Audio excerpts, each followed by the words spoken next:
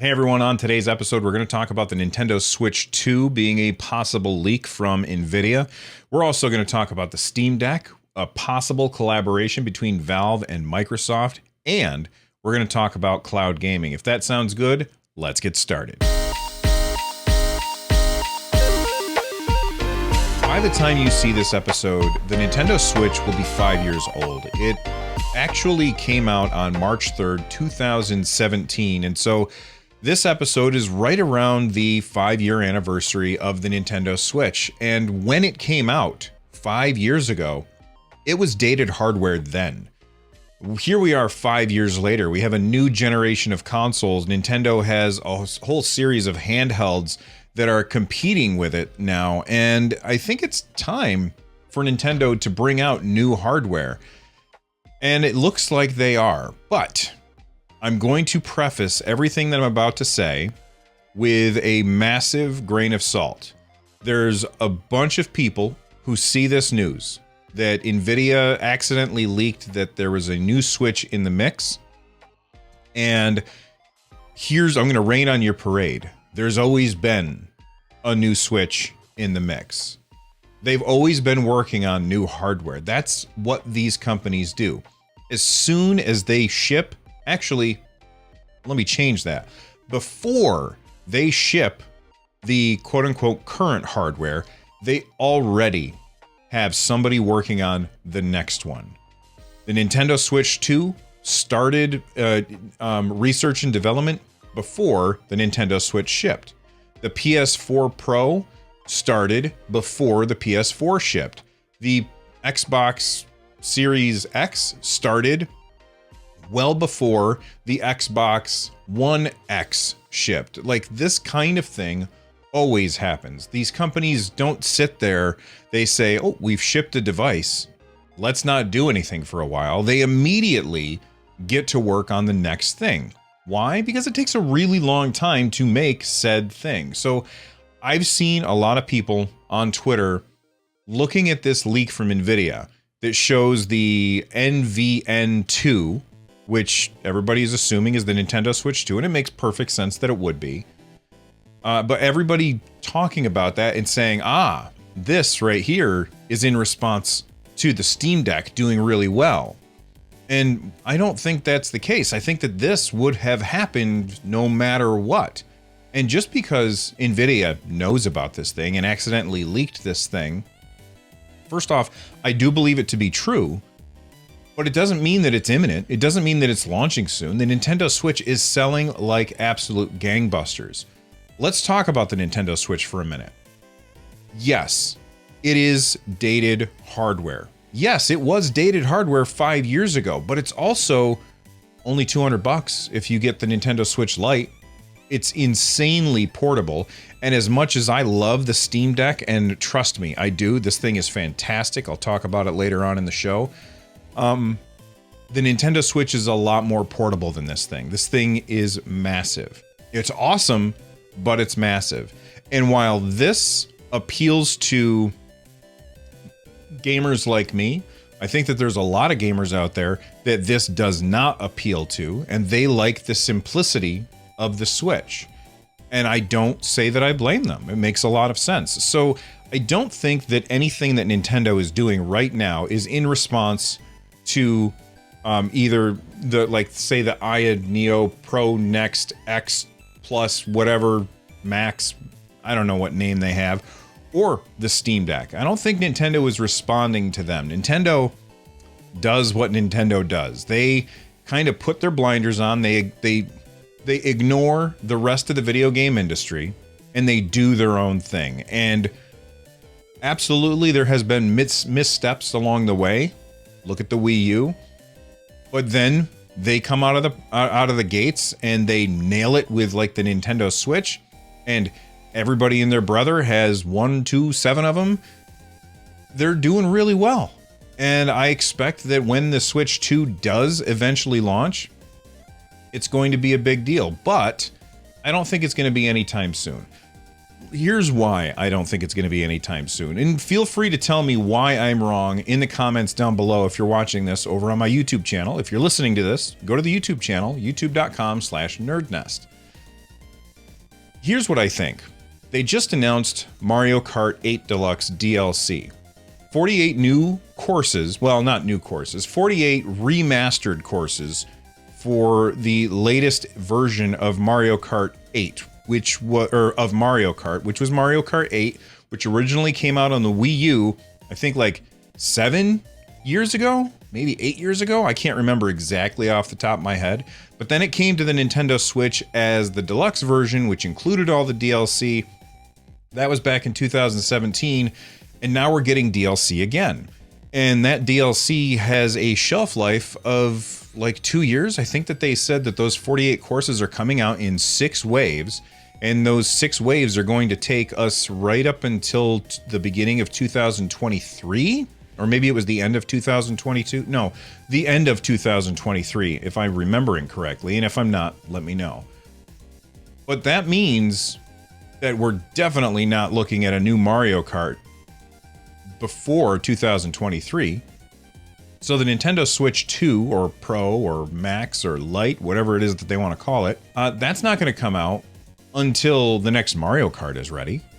Mario Kart is like the highest attach rate item that Nintendo ever has when it comes to video games. Like, they sell a piece of hardware, their #1 selling software, with few exception, is usually Mario Kart. Those games are hugely popular, and for them to bring out a new system and not bring Mario Kart to it, that would be a big mistake.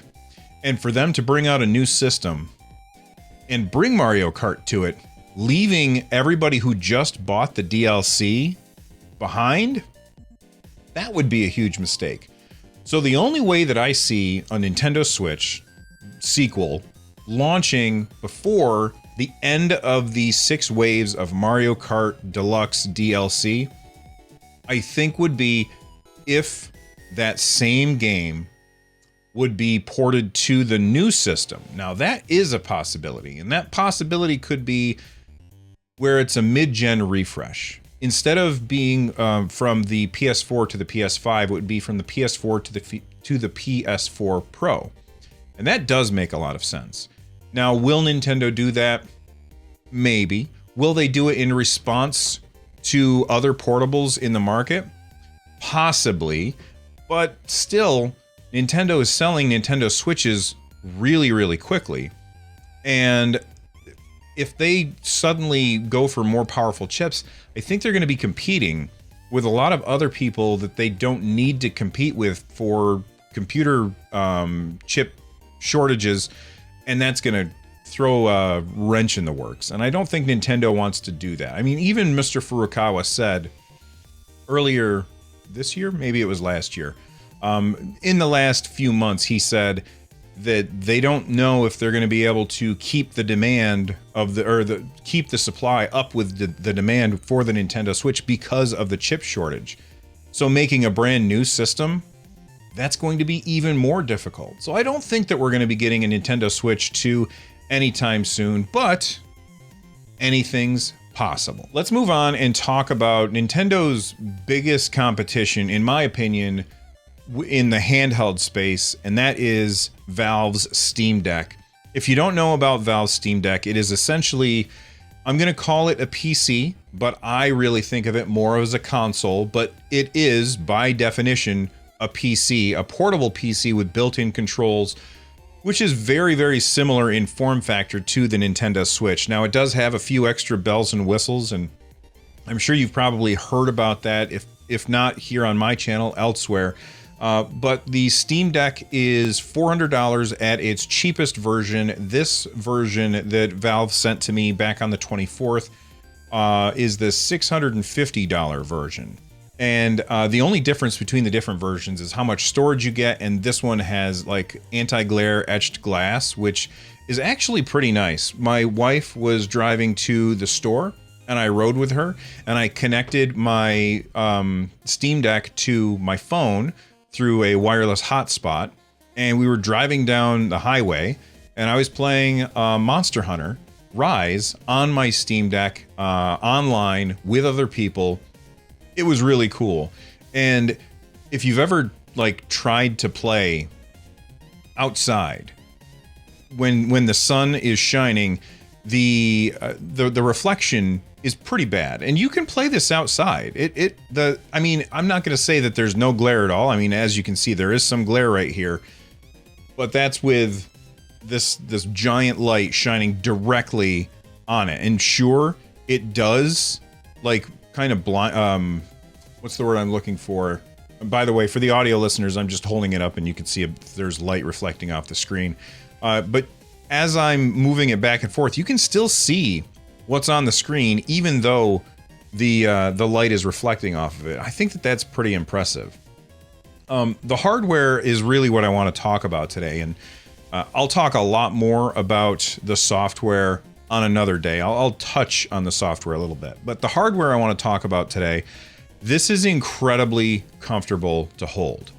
The Nintendo Switch is awesome. I've really enjoyed it for the last 5 years. I rarely played it in handheld mode, and that's because I always found it uncomfortable to use in handheld mode. It was okay for very short sessions, but if I ever tried playing in handheld mode for any length of time, what I usually would end up doing is take the two Joy-Cons off, put the kickstand out, and then sit in a very, very bad posture. Like, my posture was terrible, leaning forward, looking at the little screen, and holding the Joy-Cons in my hand. And that's fine. This is so much more comfortable to hold because Valve decided to make the sides actual grips to hold on to. It's got these buttons on the back, triggers, bumpers, full-size joysticks. They're really, really nice joysticks. These particular joysticks are capacitive, so they can tell when you are touching them and when you're not. And that's to go along with the gyroscope, which is built in just like the Nintendo Switch has. It also has these track pads down here as well, and those are very much like the Steam controller, which, if you've never seen the Steam controller, and if you're listening to the show, just Google Steam controller so you can see what it looks like. But if you're watching the show, here's a Steam controller right here. And basically they replaced the D-pad and the right thumbstick with two touchpads. That was Valve's idea for how can you allow people to use a controller to play games that are not made for a controller. And for the most part, you can do whatever you want with these things. It's pretty amazing. Because the Steam Deck has all of the things that a traditional controller has, and the touchpads, I don't find myself using the touchpads in the same way that I did when I was using the Steam controller a bunch. I use them for ancillary, extra stuff, shortcuts, things like that. And they work really, really well. The battery, depending on what game you play, you can get, Valve says, between 2 and 8 hours. My experience is that they're pretty accurate on that. I have loaded up games, and if I have everything cranked all, because one of the things about the Steam Deck is that it's a PC, so you have control over all the game settings, like what resolution it's outputting at. It's more than just having a toggle between performance mode and frame rate mode, like in most consoles. You have complete control over your game because it's playing the PC version of the game. And if I left everything at max settings or whatever, I could drain that battery in about an hour and a half pretty quickly. But with the screen as small as it is, I don't really feel like I need to do that. And I do tend to play games at native resolution, but I turn a lot of the other stuff down to low or medium settings in order to extend my battery life, and it really works well. This game, I was playing The Witcher 3, or not this game, this system, I was playing The Witcher 3 on it. Absolutely gorgeous. I've played The Witcher 3 on the Nintendo Switch, and I've played it on the Steam Deck. The Steam Deck just absolutely destroys the Nintendo Switch version of The Witcher, hands down. And that's because the Nintendo Switch shipped 5 years ago, and 5 years ago it was underpowered.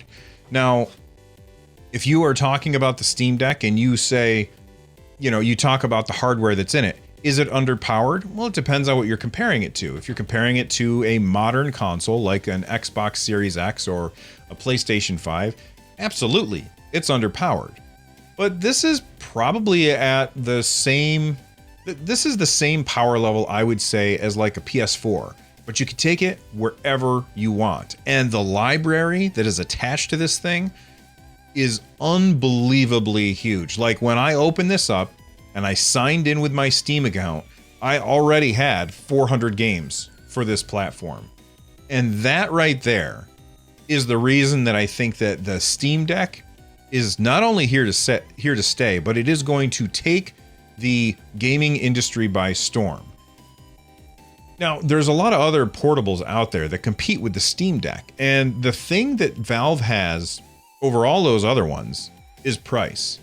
Price for power. The amount of money that you are paying, $400, for the power that you're getting is incredibly valuable. Like it's a really, really good deal. And Valve has said, look, we have our own operating system. It's a Linux-based operating system, and then they use this translation library called Proton to take Windows games and make them playable on deck, which is very cool. They've said SteamOS 3 is free to use. Anybody who wants to make hardware can use SteamOS 3, no problem at all. And first off, that's brilliant because that means it gets more people using SteamOS, which has Steam built in. Smart move, Valve. But it also means that if somebody does make a competing piece of hardware that goes up against the Steam Deck, Valve still makes money off the sales. If they use Valve's operating system, which why wouldn't they? Windows costs money. SteamOS 3.0 is free. Valve is going to still make money on sales on Steam, even if somebody's using a competitor's hardware. It's a very, very smart move. Now, somebody's, of course, in the comments going to ask me, Bill, are you going to install SteamOS 3.0? No, I'm not. Here's why. Number one, I've got the Steam Deck. I'm just going to play my game on there. Number two, this fancy microphone is hooked up to a fancy mixer. That fancy mixer has software that only works with Windows. So I have no choice. I have to stay with Windows. Plus, my recording software is Windows based. Yes, you can get it on Linux, but the one that I have works really, really well. And I'm a content creator. I need my stuff to work. So somebody's going to say, Bill, you could dual boot. You're right, I could. Or I could just play games on my Steam Deck. So I really don't have the need for it. But if you don't have a Steam Deck, you want to see what SteamOS 3.0 is like, you can. By the way, it's pretty good. Let's move on to the software of the Steam Deck. Like I said, it's pretty good, but it's not all there yet. There's still quite a bit of work to do, but oh my God, they are incredibly responsive. I found, I'm going to say 2 bugs so far. Yeah, I think it was just 2. And I emailed my contacts at Valve about both of the bugs. I almost immediately, like within a couple of hours, got an email back from them saying, hey, we have figured out the issue with the bug that you told us about, and we're patching it in the next patch. And sure enough, the next day, I had to patch, and that bug was gone. It's already happened twice. I got the Steam Deck on the 24th. It's been, let's see, 4 or 5, 6 days, less than a week. It's been less than a week, and they've already fixed 2 patches that I've sent them. Imagine all the bugs, or they already patched 2 bugs that I've sent them is the correct way to say that. Imagine all the bugs that they are finding out about from people who actually have them in their hands, and how responsive they're being with just me. They're going to get a lot done really, really fast. Valve is clearly focused on iterating on SteamOS very, very quickly and getting those fixes out as fast as they possibly can. And so while you've probably seen articles talking about how SteamOS is unfinished, and I'm going to say I agree, it is unfinished, but it's really, really good. And I cannot wait to see what else Valve has to do or has in store for us with updates to SteamOS 3.0. This is extremely exciting, and this hardware is fantastic. All right, let's move on real quick and talk about games on this. I have been playing a bunch of games. I've been playing Monster Hunter Rise, as I said before. The game runs absolutely fantastic. 1280 by 800 resolution, and I can't remember the frames per second off the top of my head, but I think it was maintaining a pretty high frame rate.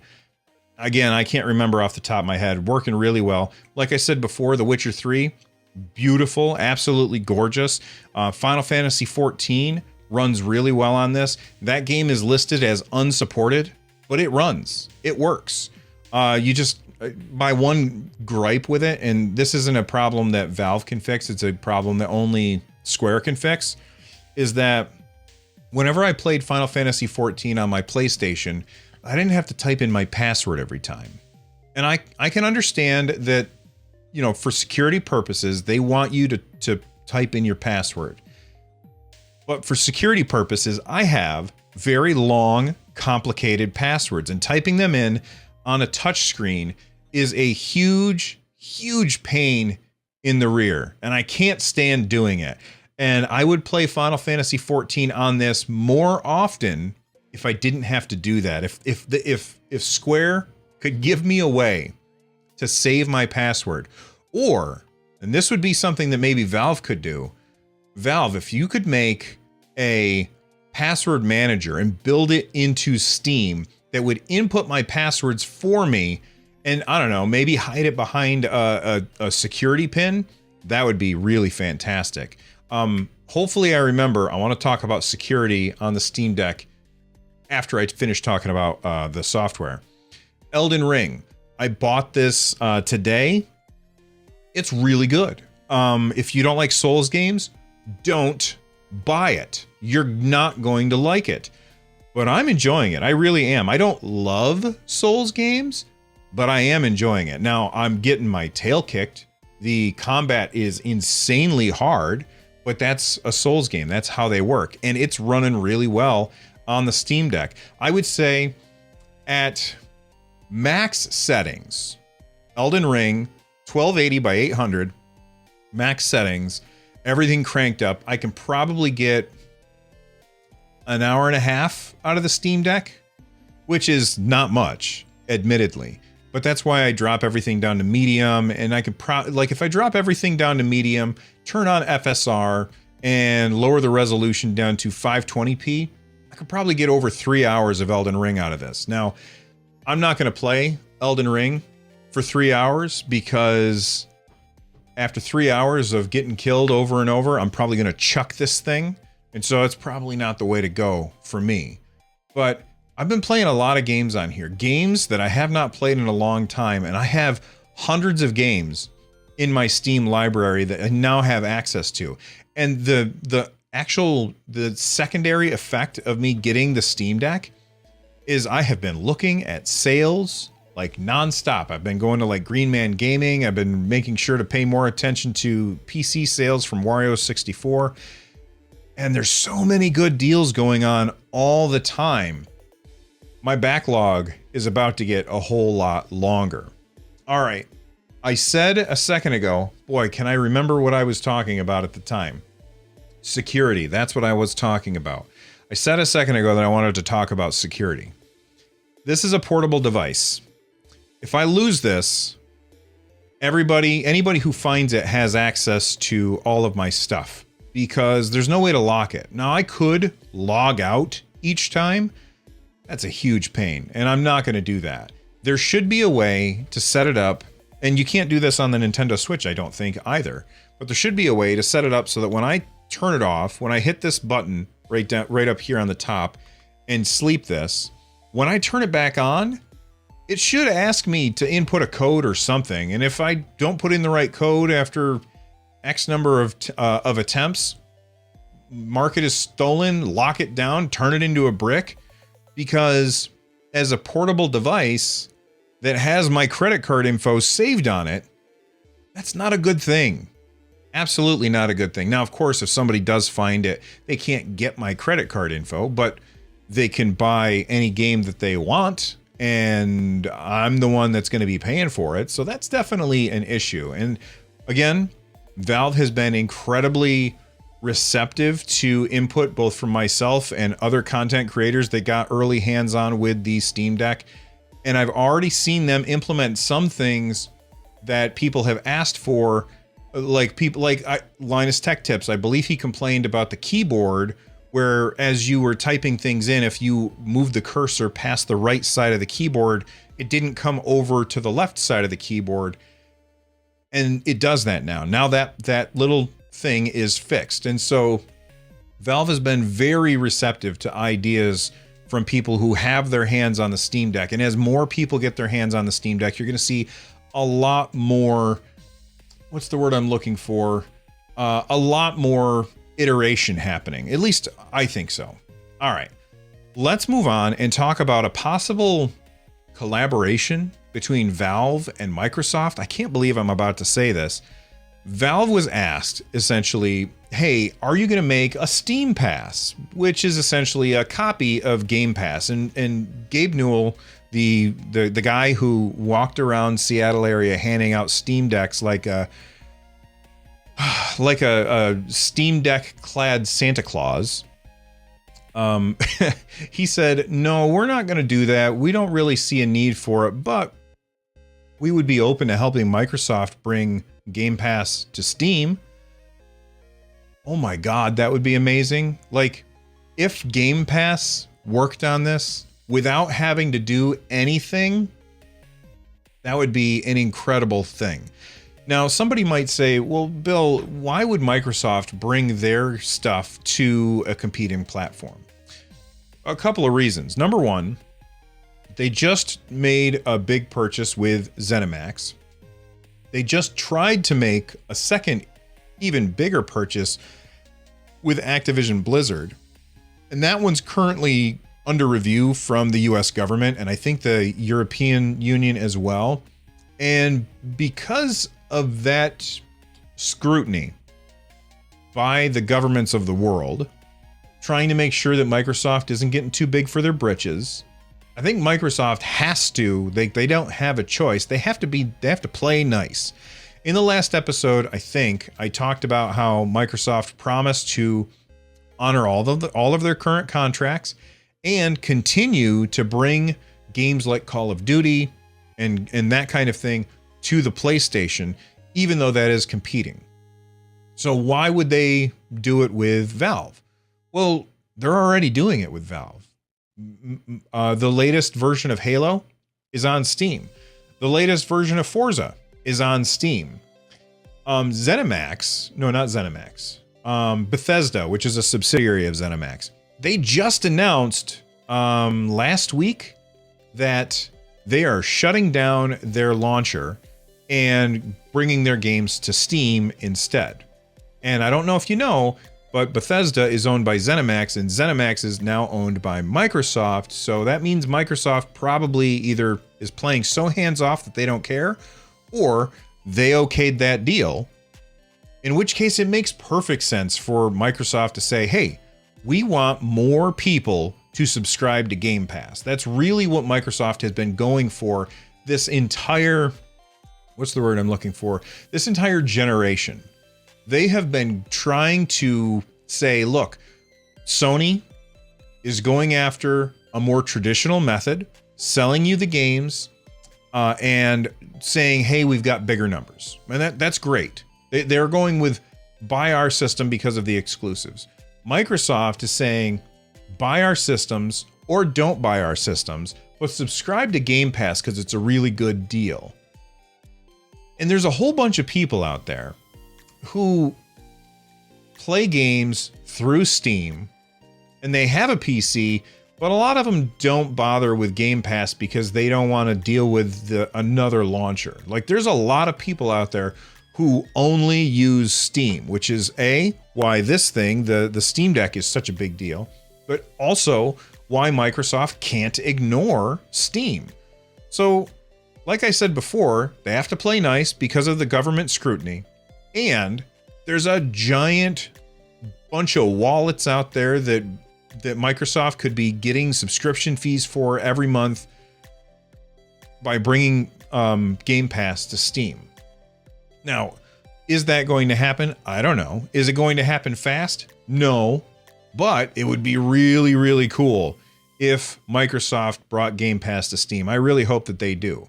All right, let's move on to the final topic of today, and that's Luna. Luna, if you don't know, is Amazon's essentially their answer to Stadia, to cloud gaming, to GeForce Now.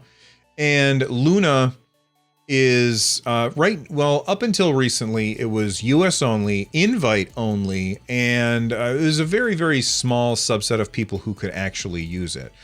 Well, Luna is now available to everyone in mainland US, and it has more games, more features, and there is a special offer for Prime members. Now, for the most part, if you ask me, I think that Luna works very well, has a decent controller. I don't like their business model. Their business model is only subscription. They will not sell you any games. You cannot buy a game from Luna. So most of this stuff I'm uninterested in. However, there is one thing that they did when they listed all of the channels. They have what's called the Prime channel, and I'm a Amazon Prime subscriber. I have Prime Video. I get stuff shipped to my house from Amazon. I buy a lot of stuff on Amazon because it's convenient.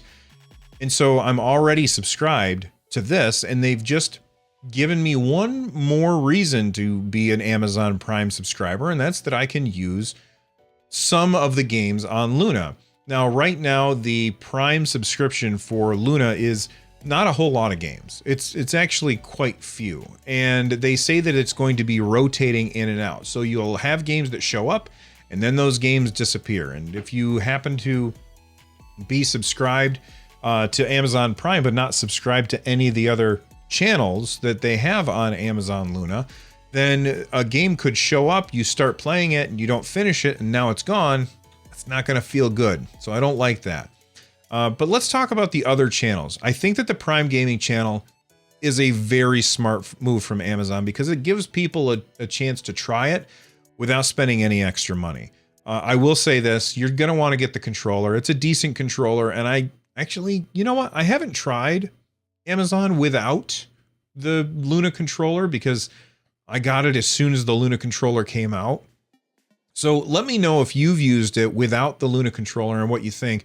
I've used it with the Luna controller, and it works pretty well.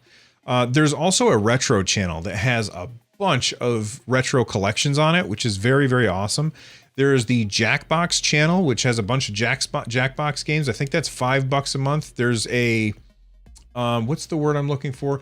There's a kids channel, which I think is $5 a month, and you can live stream your games from Luna to Twitch at the same time, which is cool. They also have the ability to do like a Luna phone controller. So if you don't have enough controllers, you can use your phone to play.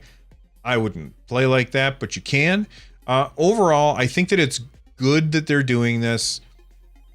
It means more competition in the cloud gaming market, which I think is a good thing for everybody involved.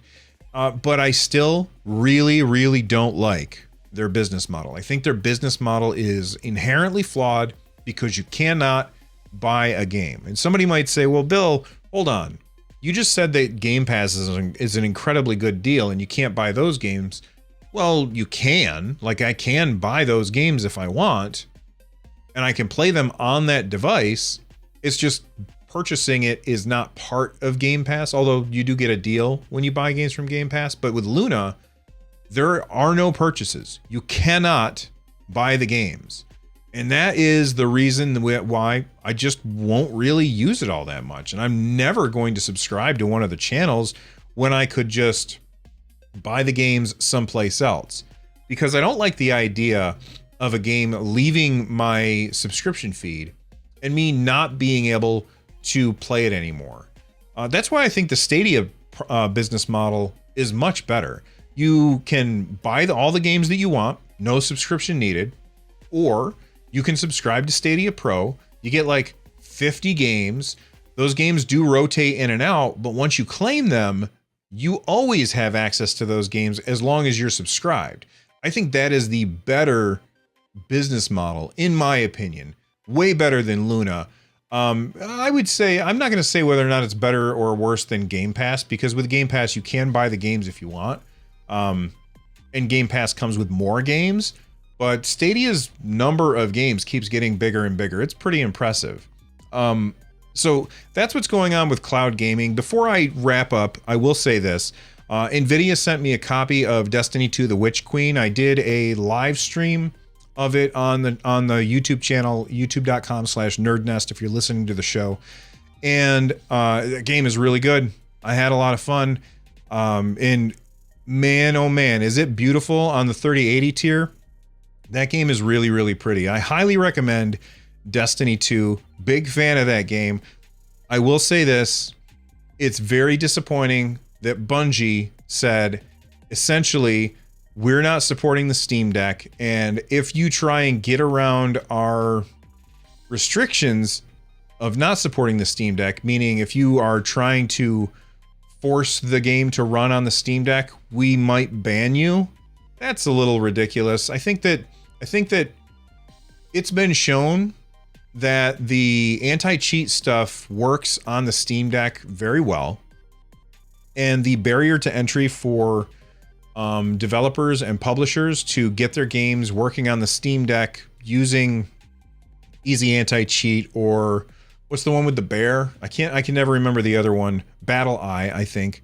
I think I mixed those two up, but it doesn't matter.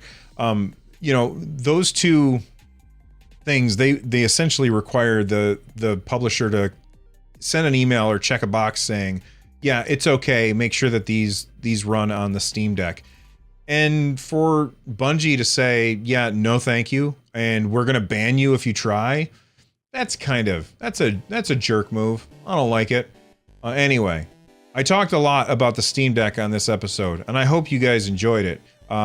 Each week I am gonna try to do one story about the Steam Deck, one story about Nintendo, one story about Xbox, one story about PlayStation, and one story about cloud. So hopefully, that's what I'm thinking I might do for this show. We'll see how it works. Let me know what you guys think in the description or in the comment section down below. And thank you for listening or watching, however you do. I will see you all next time. Bye, everybody. Stay rad.